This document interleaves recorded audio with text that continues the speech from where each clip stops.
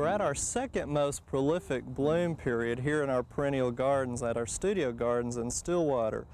And this particular bloom period occurs anywhere from the middle to the end of June. Of course, it depends a little bit on the growing season and the particular climatic conditions that we've had. But this is one of the most spectacular bloom periods that we have here. We have lots of color and texture, and I want to share with you some of these favorite perennials of ours because they're becoming so popular for the home gardener. Now, one that has just an absolute shocking color to it is rose campion. The genus species is Lychnis coronaria, and it's a short-lived plant, but it has very unique characteristics. It kind of has a woolly gray foliage that is somewhat egg-shaped, and the woolly stem bears about 1-inch flowers that are a crimson, hot crimson pink. They like poor dry soils, and they have to have full sun, and we have ours on the west side of our perennial bed. This particular perennial also comes in white, red, and cherry colored cultivars. Now, one of my most favorite areas and types of perennials is the Veronicas, also referred to as speedwells. It has over 250 species of spring and summer flowering herbaceous plants. The species range anywhere from prostrate, creeping, rock garden plants to erect border plants. The leaves are generally opposite and mostly pretty small, and they were named after, the genus was anyway, after Saint Veronica. They also like pretty much moist soil. Good drainage though, and full sun. Will take a little bit of afternoon shade, and they need to be deadheaded to really get more rebloom on them. Now we have, probably 5 or 6 different types here in our gardens, and I want to point those out to you. One cultivar is Red Fox. It's about 12 to 18 inches. It's a rosy or pink color, a little bit smaller. It's in really good bloom now. We also have one that is Blue Charm, about 18 to 20 inches. It's a bluish purplish color like its name. We have a white one that's a cultivar Icicle, also about 18 inches. We also have a prostrate one that's referred to often as creeping or prostrate speedwell.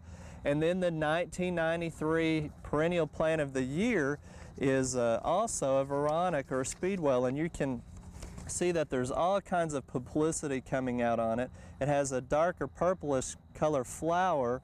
Again, it's called Sunny Border Blue Veronica, and I have a couple of them here in front of me that are just now starting to shoot up their flower spikes.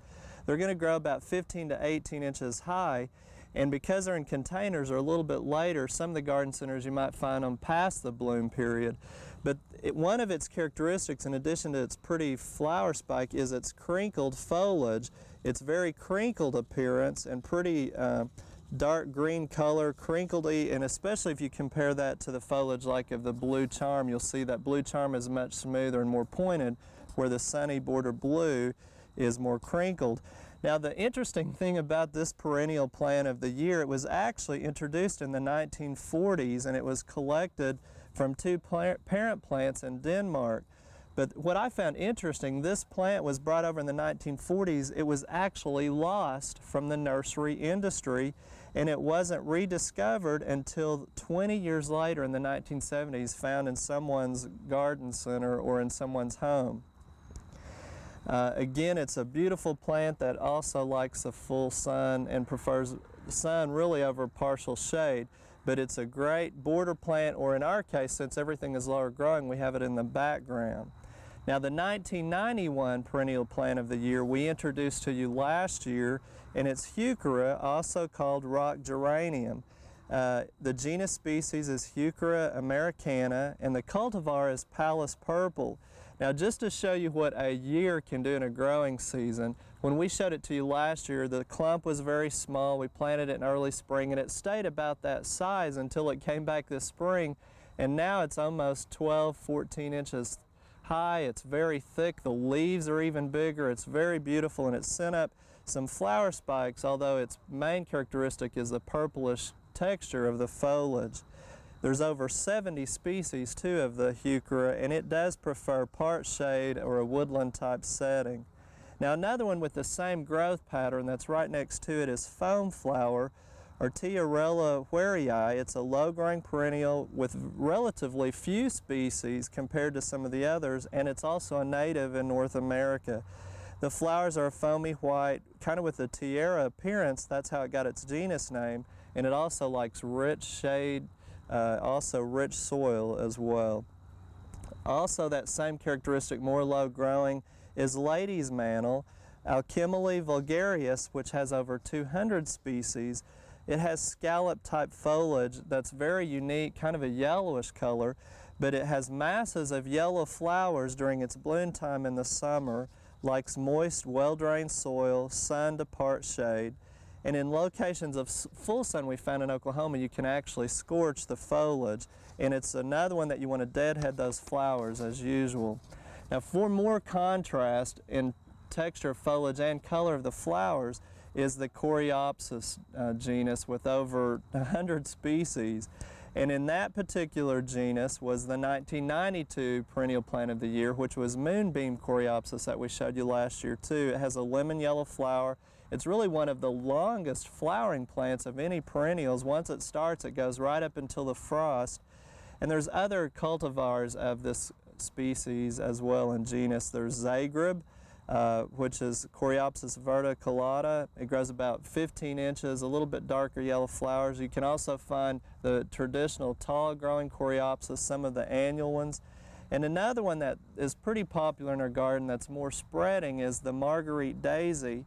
It's grown as an annual in some areas, but it's short-lived usually in Oklahoma, meaning you may not only get 2 or 3 years of growth out of it. Comes in white, yellow, pink colors. Our particular one is yellow. And the interesting thing about perennials, and the reason we've been giving you genus species, is sometimes they change even from year to year.